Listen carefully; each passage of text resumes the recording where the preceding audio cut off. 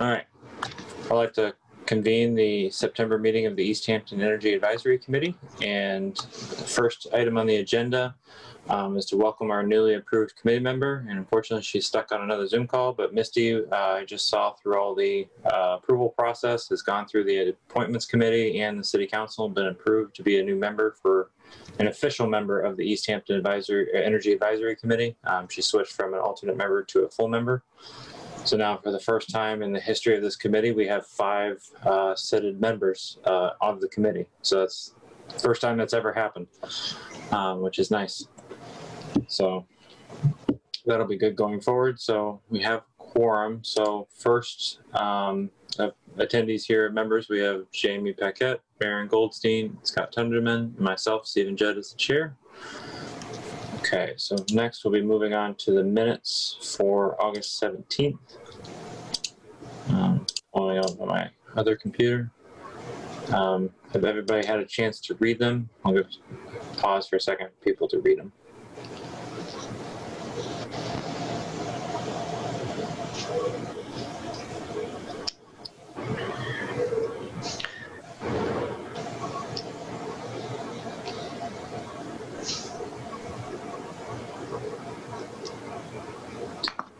Okay, do we have any comments, edits, suggestions?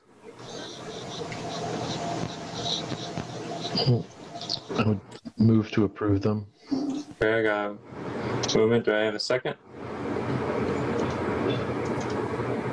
I wrote Marion, Scott, you can't second your own minutes. Exactly.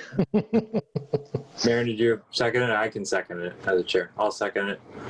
All in favor? Yeah, I'd say I'm going to abstain on this vote anyway since I wasn't in attendance. So. Okay. So, all in favor? Aye. All right. Minutes are approved. Okay. Back to the agenda. Okay. Next, public speak. Okay. Now moving on to the next one. Discuss new chair for the committee. So as I've discussed in some previous meetings, I'd like to step down as chair in the next coming months, just due to other family obligations and what's going on around now, and I'm also a volunteer for my son's Cub Scout organization, and I'm a leader for that. So I'm taking on extra roles for that I didn't originally plan on. So something has to give. So I wanted to step down from chair in the next couple of months. So I wanted to put it out to the committee on volunteers. I don't know if Misty had said anything to anybody, because I want to give her the opportunity also. But so I'll put it to the floor right now.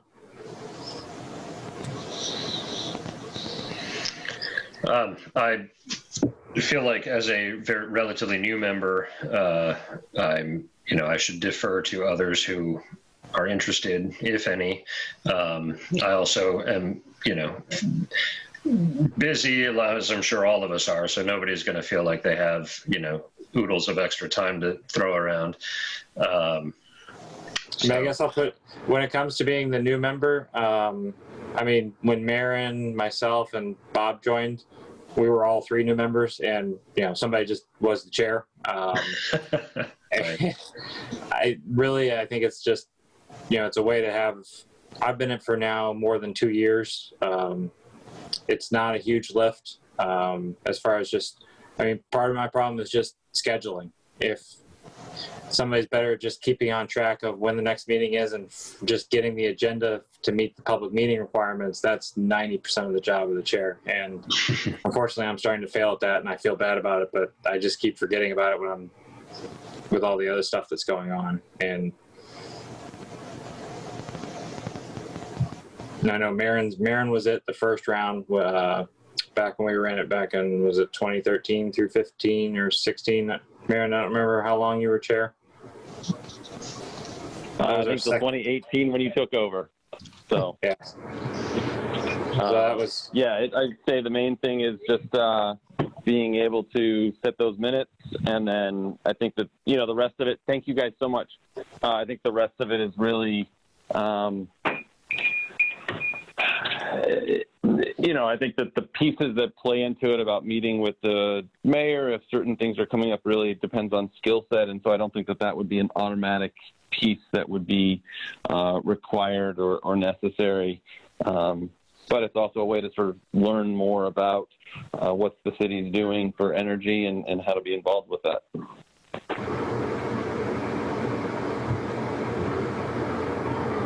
So you're saying you're not interested, Marin? I think Marin has several other things on his plate too. Yeah, I know.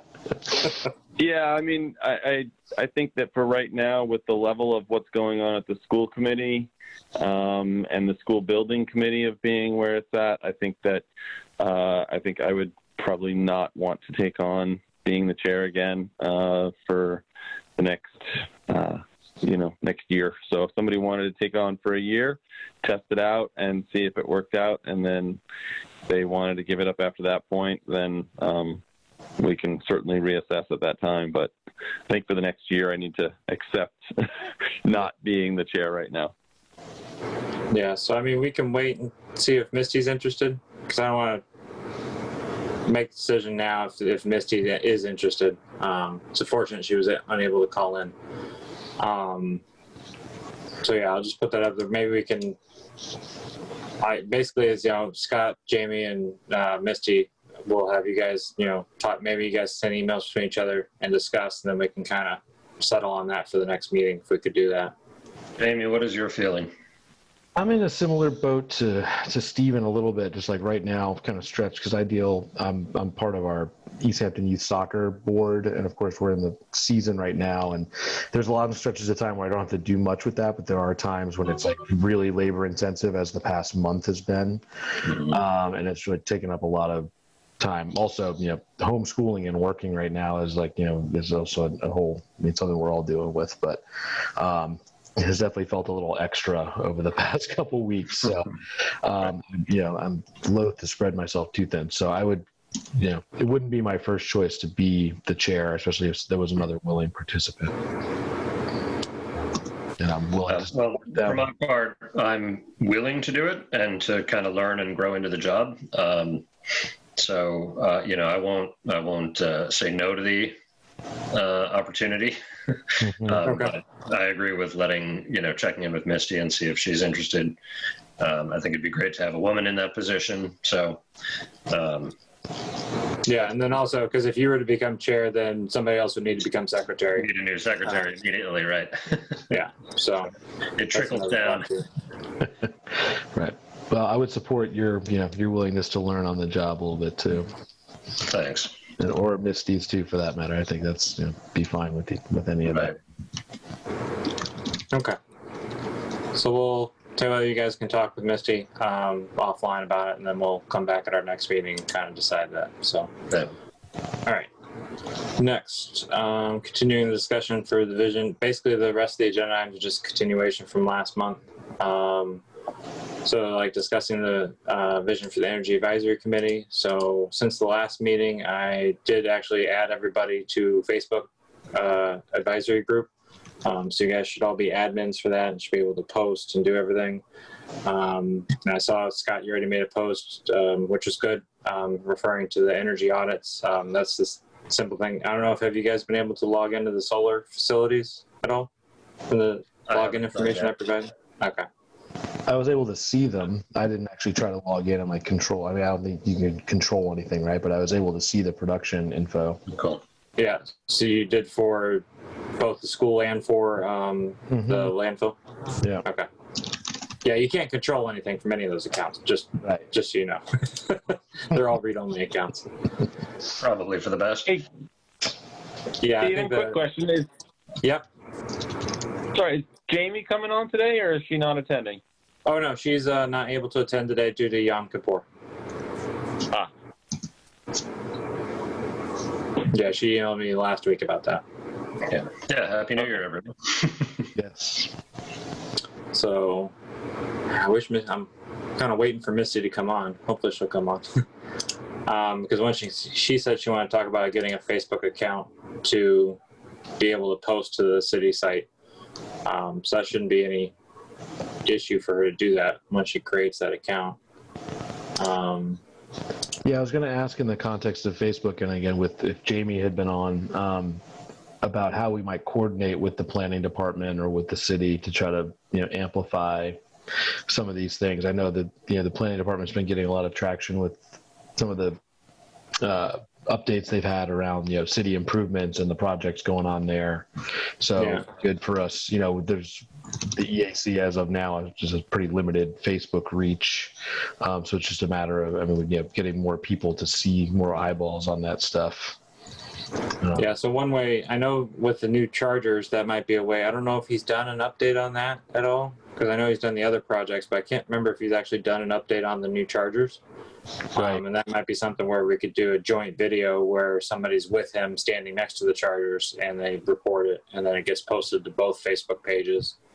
Or maybe get it posted to the Easthampton Energy Advisory page and then forward it to his page, the planning department, so then people can see that there is the group. Right. Something like that. Yeah, something like that would be good. Yeah, does anybody know why they're not turned on yet? I mean, they're powered, but they're not on. I don't know. I'd have to talk to Jeff about that. You can't use them. You can't. They're not. They're not powered up for actual.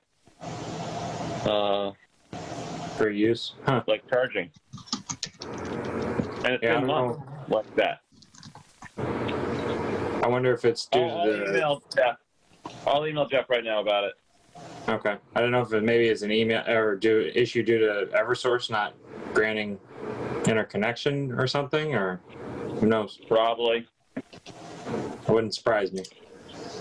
No, wouldn't surprise me either. So, I mean, that could be some things. The other thing I ask is when you guys do post, just remember to stick to the charter for the Energy Advisory Committee. Just because I know Facebook can be an interesting ground for all sides of things, and we just want to stick to so we don't go any political ways on anything. Because I know that's becoming a charged environment, both on the local page and all the other things. But we can try to forward. I think we can, if there's a way once you post on the Energy Advisory Committee to then post on the Easthampton pages, or contact the posters of the Good News page and the Friends and Family and all those and share the post. It should be able to show up on there. That's what I had done in the past. Mm-hmm. So that's something we could try to do. And then Scott, you talked about doing a bunch of posts and having them time release. I don't know if you want to expand on that a bit. Sure. It's something I've learned about from younger and more tech savvy people in other groups I work with, that, you can write posts and have set a time when they go live, so that you don't have to be hands on the page every day or every 2 days or whatever. You could spend, an hour or two on one day and stage a number of posts to go out over the next week or 2 weeks, and then they'll just automatically populate according to the schedule, which makes it look like the page is more active and pings the people who are following it more frequently. I don't think that would do any of the sharing to the other groups, but at least it would mean that there's kind of fresh content appearing more regularly, without constantly having to do it manually. And one thing I did notice to be careful of, I don't know if you've seen it, where it looks like when you're going through your own Facebook feed, like an ad coming from the Easthampton Energy Advisory Committee page, but it's just only to see to you, and it means that if you want to pay for something like this, it can get broadcast out. Just be careful on that, not to click that. Unless you're willing to donate. I don't. I'm not sure how that works with city funds and all that stuff. But just be careful of that. I've seen that happen since I started that page, and for a second I got freaked out. Like, what, did I just buy an ad for the advisory committee? But then I realized I didn't. So okay. I mean, so as far as doing those posts, probably. I mean, we can start. I thought maybe, one thing with the solar was hopefully try to post, how much each month, how much solar we produced, and just put that as like a fact on there. And you can always do those equivalents of, that's the equivalent of taking off, X number of homes or cars or something like that. And, if I don't know how many homes we have in Easthampton, but I think I even just saw for that conservation flyer, there's like 9,000. homes in Easthampton. So if you have enough energy to power 5,000 homes, we could say, we generate enough electricity to power half of Easthampton or something like that, just so you can put it in layman terms for people.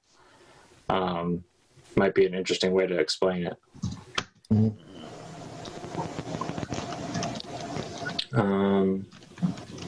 Any other suggestions as far as, posting the mass save stuff? I'm trying to think what other stuff we could post. Yeah, I think there are a ton of resources on the web from, DOE and all the environmental groups that are just like, 10 tips to save energy in your home. And I think that gets stale pretty quickly, and there's a lot of repetition. So I don't want to overdo that. But more interesting are the sort of Massachusetts specific or Easthampton specific and time sensitive things like that, audit opportunity or rebate programs or things like that people could actually cash in on or participate in. Yeah, or more information like the SMART program, or if they wanted to install solar and stuff like that, that would probably be things to put on. Right. Or community solar, how to buy into something like that. Or how to do solar in your home. That's a good one, certainly. Or even like the standing tax credits there are on solar, on air source heat pumps, on electric vehicles, even there's the More EV program that, if you buy this vehicle, you get up to $2,500, I think is the max right now if you buy a vehicle under 50K. So like the Model S doesn't qualify, but some Model 3s I think qualify, and I think even now plugins don't qualify anymore. They changed the rules, and they either get less of a credit or no credit at all now. But yeah, because I remember my Volt used to get the full credit, and then they changed the rules after I bought mine. And I don't know if they expect. Marion, do you know about that? If there's a list of the cars on the website, but yeah, I think that there was always an intention with those in terms of the rebates, that there was sort of a tiered process that as they hit certain thresholds, the returns would be decreased. So yeah, I mean, when I brought my Prius Prime just over 2 years ago, it was still fully funded, but I think now it is a decreased amount, if not no amount. So, but yeah, every specific car is going to have its own sort of tiered process that it will go through and decrease in rebates. Yeah, because I know they also put in the 50K limit on the MSRP of the car to push back on the people buying $200,000 electric cars and then claiming a credit for it that they don't need. Well, they could be buying a $200,000 non-electric car. That's true. Okay, so that's any other discussion on the vision of what we should do going forward? Anybody had a chance to look at the energy plan? I read through a few of the documents that have been floating around. I reminded myself of when I was a kid and I had piano lessons, because I did it all this afternoon before the meeting. Good cram session. Yeah, always. The master plan mentioned that the goal of having an energy and sustainability commission for the city, which as far as I know, didn't happen. So I guess, are we the slightly diminished version of what came out of that intention? I think so, because that was written in 2007 and the committee was created in 2010, and that was because of the Green Communities Act. That was one of the requirements of the Green Communities Act. So I would say that's probably that. I'm not sure how much higher you'd go. Right. Besides this committee. Right. Besides maybe a subcommittee of the city council or something. Yeah. Well, so at that time there was the ambition for there to be an energy and sustainability commission, which I guess is sort of on a par with like the planning commission or other city commissions. So, one concept would be to kind of pursue that status for an energy group in the city. As all of us are talking about how we're pressed for time for even this level of commitment, but I guess the commissions might have paid positions as well, which of course would have to get funded. So I know it's a complicated topic, but anyway, that was a line item that caught my eye in the master plan.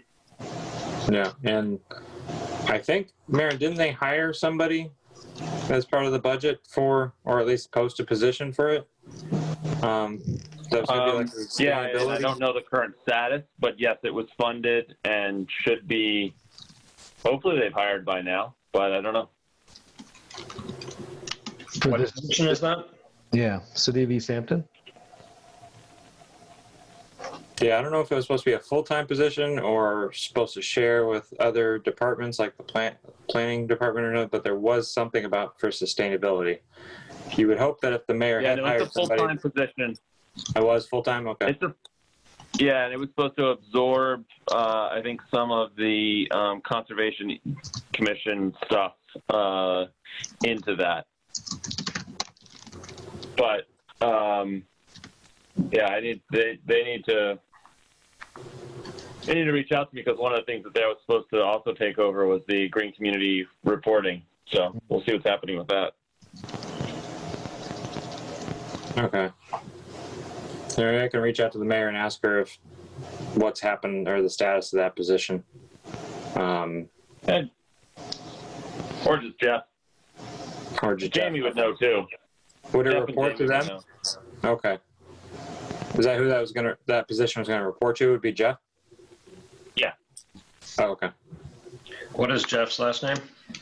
Bagg, B-A-G-G. Thanks.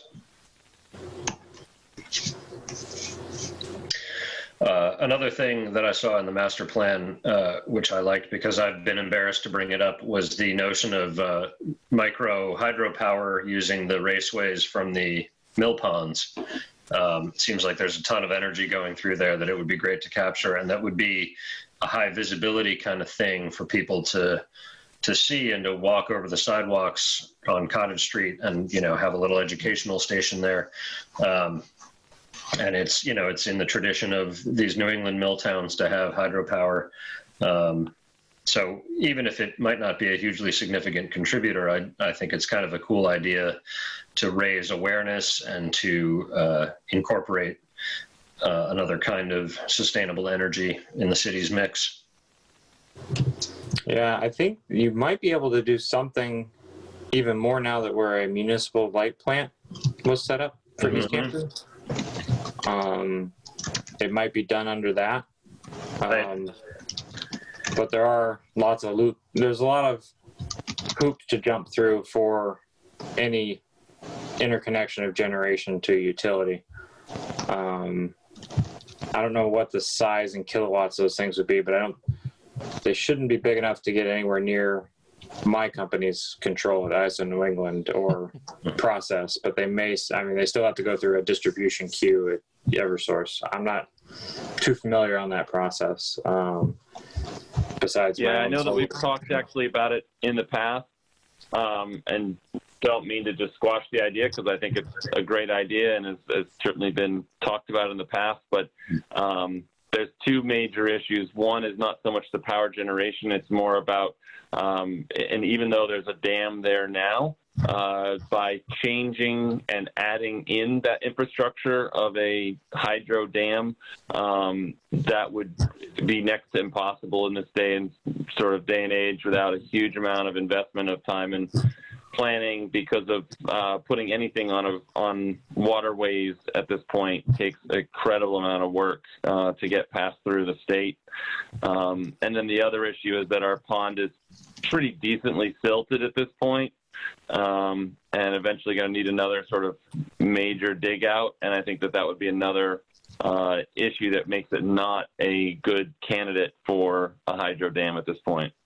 Mm. But the concept's good, and all for education on renewable energies. I just think that unfortunately that one's just not set up for that. Mm-hmm.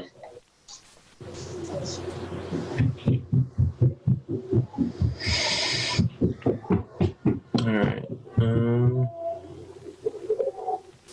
things to talk about.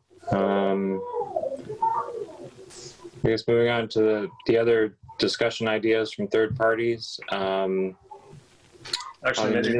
oh, go ahead. Do you have anything else on that? Not from the master plan, but from the assessment report from UMass. Yeah. First of all, I was wondering if any of the audits that the report suggested had happened, like for the new high school or the municipal building or the public safety building that were high energy users.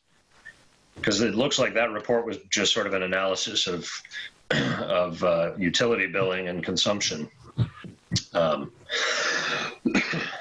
the master plan mentioned that the schools had audits, back in the mid-aughts, and had done T8 fluorescent lights. But, now we're kind of a generation of technology later than that. And, might be worth relamping again, or might be worth other retrofits if an audit finds them cost effective. But I don't know if any of that had been pursued. I know we had them come and look at the high school. Yeah, you mentioned that they checked the controls, and the controls were good.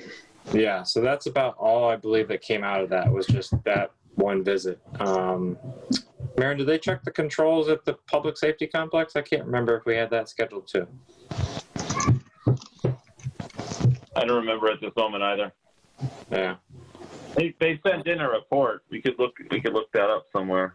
But I think that was it was definitely focused on the schools. So I don't think that UMass went into the DPU or anything like that, or DPW or anything. Yeah, and I think part of it too was we just decided to hold off on the existing schools because we don't know what we're going to do with them as a city. Yeah, for sure that makes sense with the middle schools. Well, yeah, the middle school is just a wasteland that we're ready to demolish. Right. So there's no point in putting any money in that place, especially right now when we're not even using the building really. So yeah, it's even less of a reason to do any type of retrofit in them right now. Right. Well, except we may be doing some retrofits in some of our buildings because to deal with ventilation issues and getting them COVID acceptable. So that's a whole other issue of what's happening right now. But we're certainly going to be trying to keep a mindful eye to limiting any kind of infrastructure costs because of the short-term lifespan of what they're going to be. But, we also need our kids in school, so it's a mixed bag. Yeah, Maren, as far as those audits, are those done? Are they in process? Or I know they were going to look at the high school first, from what I read. Yeah, so Collier did put in the report. I just got it on Friday evening. I meant to get it to this weekend and didn't. I'm planning on doing it tonight. So we do have those reports. They're going to be reviewed by subcommittee on Thursday, and then they'll be made public probably next Tuesday. And then that's sort of the school department's process. And then meanwhile, the mayor is doing her own process to look at all public buildings and what might be available there through her own RFP process. But I don't think that's on a much slower trajectory. We're trying to move a little faster within the schools. Okay. Yeah, so if there's anything that could be related that we could tie in an energy type of issue to it at the same time, but yeah. Seems like that's more just on the school end. Yeah. No, I mean, of course I'll keep an eye on that kind of stuff, but I think it's recognized that the shelf life is for a year, so it's not really, or a year and a half, so it's not really trying to do any long-term energy efficiency stuff. I know that the mayor's process is supposed to have more long-term energy efficiency review as a part of it. And that's also, why it's a slower process, but. Yeah. And Maren, that was for which buildings again, for the mayor's process? The mayor's process is for all city buildings, Okay. and our process is just for the 5 school buildings. Right.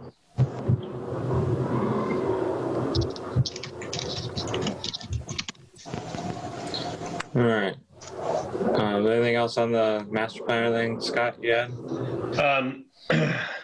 The assessment report also mentioned that the wastewater treatment plants were an extremely high load, but that they're complicated technologies, so they kind of excluded them from the rest of the assessment. But then in the appendix mentioned that the Mass CEC has $150,000 to seed innovative pilot projects for more efficient wastewater treatment, and that also the Mass DEP was supposed to have some money for wastewater. So that seems like another big use chunk to potentially focus on. And again, I was just wondering if anything had been pursued along those lines. Not to my recollection. I know we did have, they pursued lighting upgrades at the wastewater treatment plant and the DPW complex. Because we reviewed there was a proposal from it, and we went back and forth with the company that was proposing to do the work, and got them to pick better. There were some that they had paybacks that seemed a little suspicious and other things. So we got them to cut down what work they were doing on some that had paybacks of like 100 years or something like that, it seemed like, for lights. Didn't seem really worth it when you turn a light on once, for 1 hour a year to replace it with a several $1,000 light. Things like that. Right. There was also a review of an anaerobic digester system there as well, and that was done 5 or 6 years ago, I guess, at this point, 5 years maybe. Anyway, that they were looking at the potential of, basically using it to generate electricity, but it was determined that the scale really would require an additional partner to do it with, being beyond the scope of the city alone. And one of the big problems with anaerobic digesters for sewage waste is that the sludge afterwards is still deemed toxic and has to be specially managed.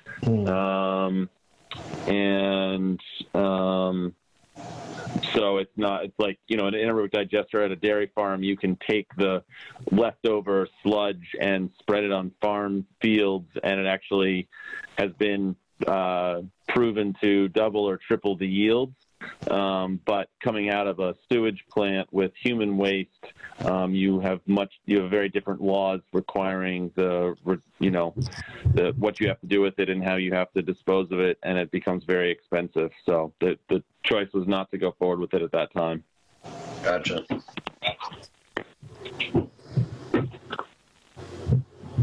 So yeah, fortunately, it seems like a lot of the projects seemed like they required huge amounts of effort that seemed above the committee's capacity, is what it kind of came down to on a lot of things. And with everything in hiatus with the school, it kind of, all of our big energy hogs, we kind of just said, it's at this point where the payback's not it's not worth pursuing until we get all that resituated. Right. It's too bad, because with the buildings vacant, it would be a great time to do a bunch of work on them. Yeah. But I think part of it also comes into what's going to happen with the buildings afterwards. And I don't know if those discussions have started yet on what they're going to do with Center, Pepin, and Maple.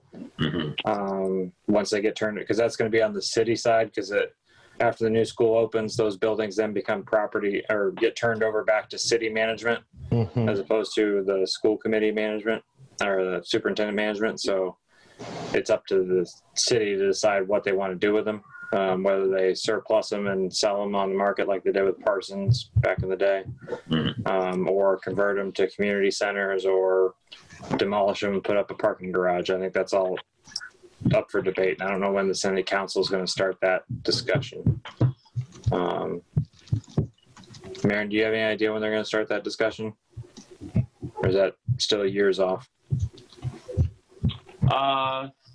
No, they were supposed to start doing some stuff, but I think the impact of COVID on something like that, I think, has slowed that process down. I don't know. I don't remember what the status is. They did definitely do at least one meeting or two already, public sort of comment and conversation.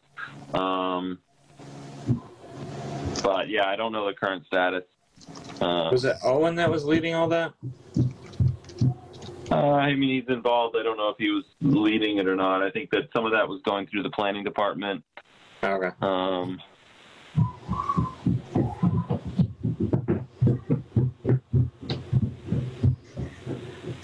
right.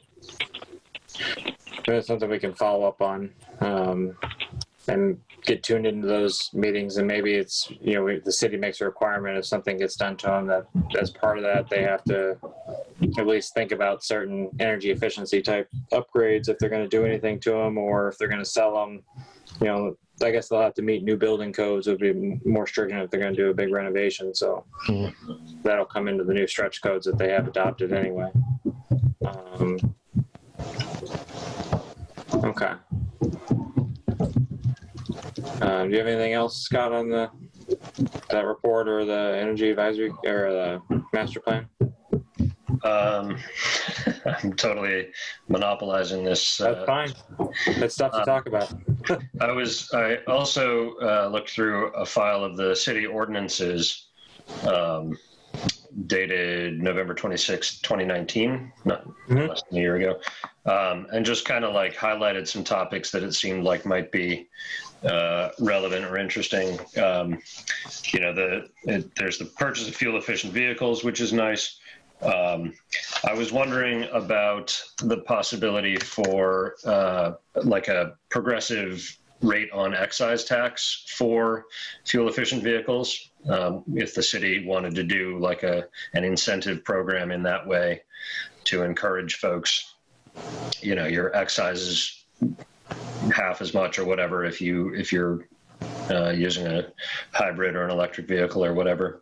And also, there's a ton in the ordinances about like taxi cabs, and the city could do something similar there. Like the registration fees are cheaper if you're using efficient vehicles, or make it a requirement that any service vehicle like that operating in Easthampton has to be fuel efficient. Vehicles for hire is the section.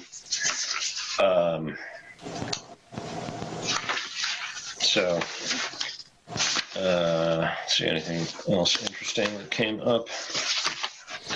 Yeah, I think those were my most cogent reactions to that document.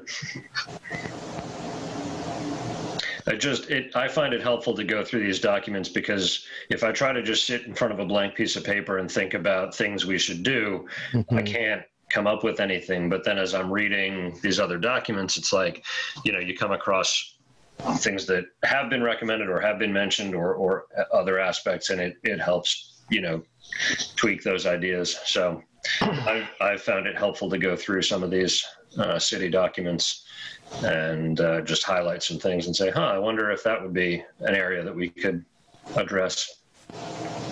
Would it make sense for us to have sort of a living, breathing, collaborative Google Doc where we could sort of go through and sort of keep things fresh and add comments and, add to whatever? That seems like it would be, for, once we've combed through the master plan and these sorts of things, like, all right, let's create sort of a working list of ongoing things that we have, and add resources, add thoughts, like to think of some action items or whatever we're going to take back to the planning department or the mayor or whatever might be worthwhile.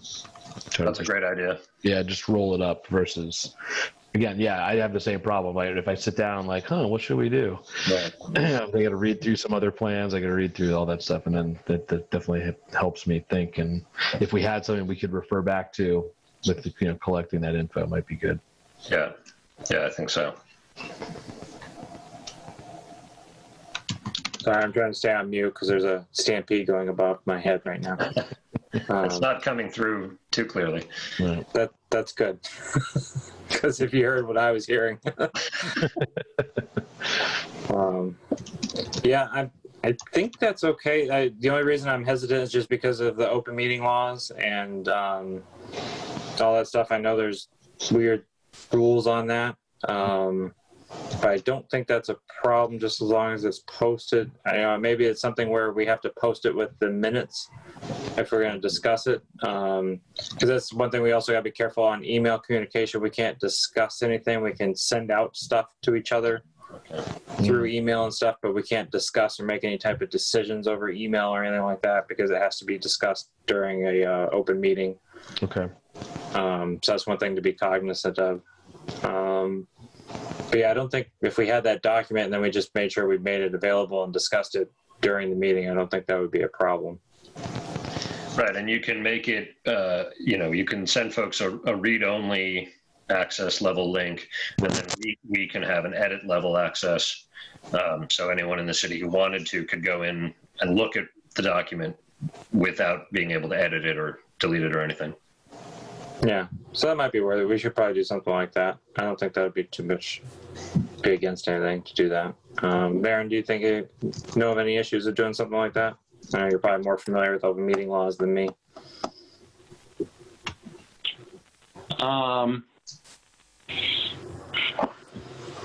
No, I think that the only piece that I would add to this is just know that technically if somebody did put forward that there was concerns around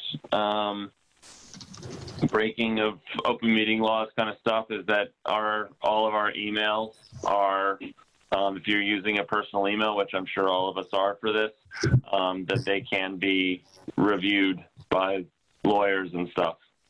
So, first tier of that would just be they would ask and we would submit emails to give them all the track stuff. But then if things got ugly, just know that, legally they could get in and look at your emails to make sure that you did report all of that kind of stuff, all of your emails and your personal stuff. So it is important to recognize that we're not really debating. You can share facts, but there's no debating or discussion. Yeah, so maybe it might be worth everybody getting separate email addresses for those sharing of facts and stuff like that, just to cover that so you're not using your personal email. Right. Yeah, if you create an alias, I've never done that, but you certainly can. Just know that I just want to make sure people understood what the level of incursion that could happen. Sorry, Jamie, what were you saying? No, I was just wondering if you could create Gmail allows you to have aliases that all kind of point to the same inbox, but if it was separate stuff out. You can definitely do that. That you can set them up where they bounce. Yeah, where it bounces in, you just creating an alias that you can still work within your main inbox, or have it all route directly to one folder or something like that, so you can just kind of work within there. Yeah. And that way, if people are asking, easier to just kind of keep that separate from all your other personal stuff versus setting up a separate account. Yeah. Nothing we're going to do is going to rise to the point where we're. Yeah, that's never come up before. So, but you never know. It's it's good risk management to just at least be aware of it. Yeah, that's right.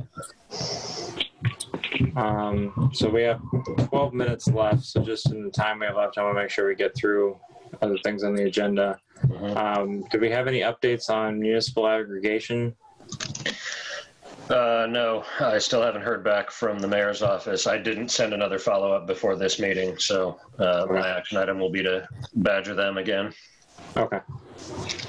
And then as far as solar streetlights, so I was forwarded an email from our former committee member, Bob Parent. He saw that it was on the agenda today. Evidently the city of Holyoke has reached out to Solar One about 6-7 months ago. And they had several back and forth, and they were very discouraged by the company, actually, as a whole, on their responsiveness to some of the technical questions, and got a lot of sales runarounds, I guess, would be or foggy answers that, you know, seemed great on a sales pitch, but then when you get into technical details, there were some issues. So it didn't seem like they were well suited for the Northeast, even though they're based out of the Northeast, just from some of the stuff, because it looked like for Holyoke they were proposing it for a new neighborhood, and there was some discussions on how they would size their batteries, and he said we just look on Google Earth, but the neighborhood hasn't been built yet, so he couldn't really answer how they would size the batteries based on Google Earth when there is no street there to begin with. So from his thoughts, it was, you know, probably a better recommendation for parking lots, where you're going to have clear full sun, but if there's any chance of any type of shading, that it'd probably be, there was discussions on where they would reduce the lighting effect and stuff like that to maintain at least some light, and if that's a security light for like a walkway or something like that, then reduced light may not even be worth it. So that was just the thoughts. And then also there was some back and forth emails with the school building project on who has lights. There are lights planned for the entrance drive, but then around the Rotary, they're also planning. I think that, Maren, what was the email? The Rotary is still the school's responsibility, and they're putting lights there, or is that the city's? I don't remember. Yeah, I did just, on a different note, I did just hear back from Jeff. Looks like one of the chargers was turned on this past week. The other one had a glitch, and so ChargePoint Charger is whatever is coming out to fix it. But Jeff's going to be in touch about doing a video with us, because he'd love to get it out. They're waiting for some signage to be able to post, and then he'd love to do a video with us. yeah, I just saw that email too. So okay, great.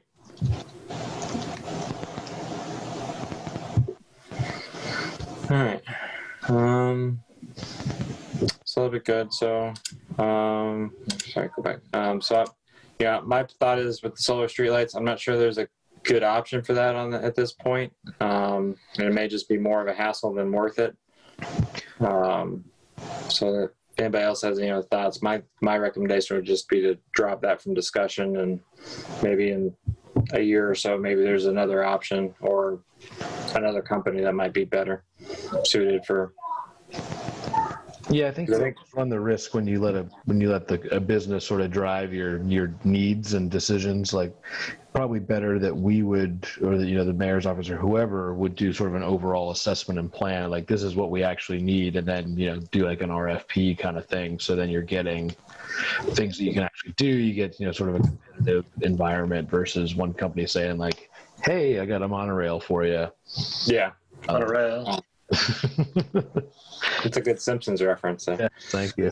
Been watching it with the kids. So yes. I think that's probably a better thing, is for us to really do a more comprehensive, and I know that was talked about when we first brought this up, like how much of the city has actually been converted to LEDs already versus, what's still needed, where there's special areas like the school or the paths, or, new things that are coming up that may need some extra attention, and maybe we can aggregate all that into something at some point. Yeah, it seems like one of the things I feel with a lot of this is, we need help from employees of the city, and we're the last on their to-do list, and so they get ignored. So it's kind of hard to progress any type of plans or thoughts until we actually get some responses from different groups. So it seems some of the frustration is you can't really get any information to even start a discussion, because of just everybody's busy. There's not much there's not much staff to cover additional requests that aren't required as part of their job description. Which is unfortunate, but it's the way city governments are. Yeah, totally. So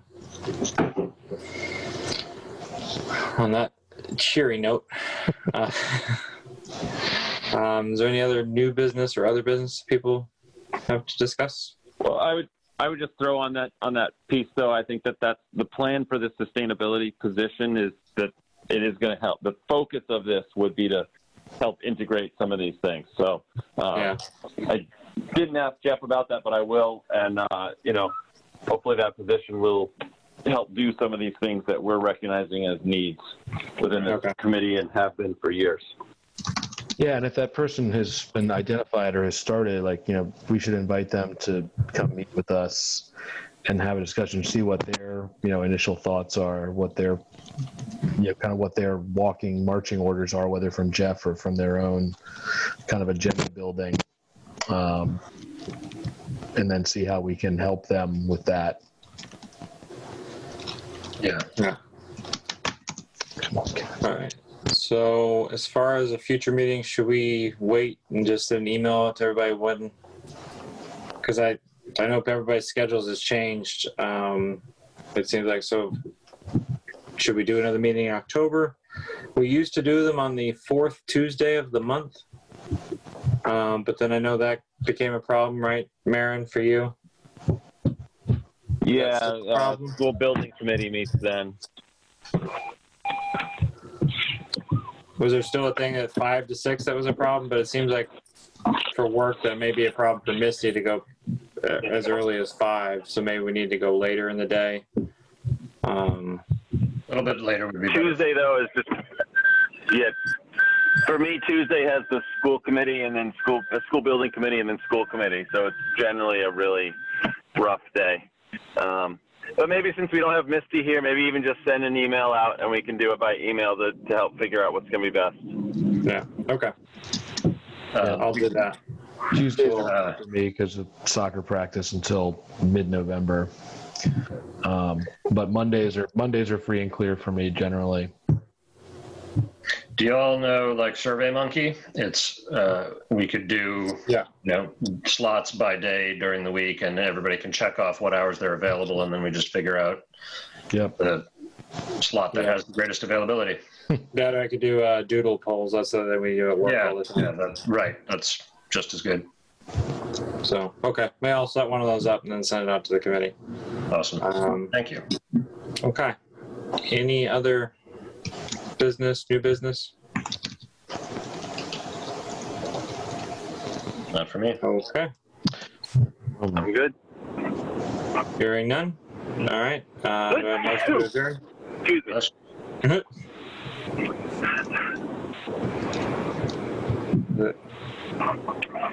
I think I heard a motion from Scott and a second from Jamie. Yeah, seconded. So, okay. Motion to adjourn. All adjourned. All right. Have a good one. Thanks, everybody. Thanks, everybody. Take care. Good night. All right. Bye, everybody. Bye.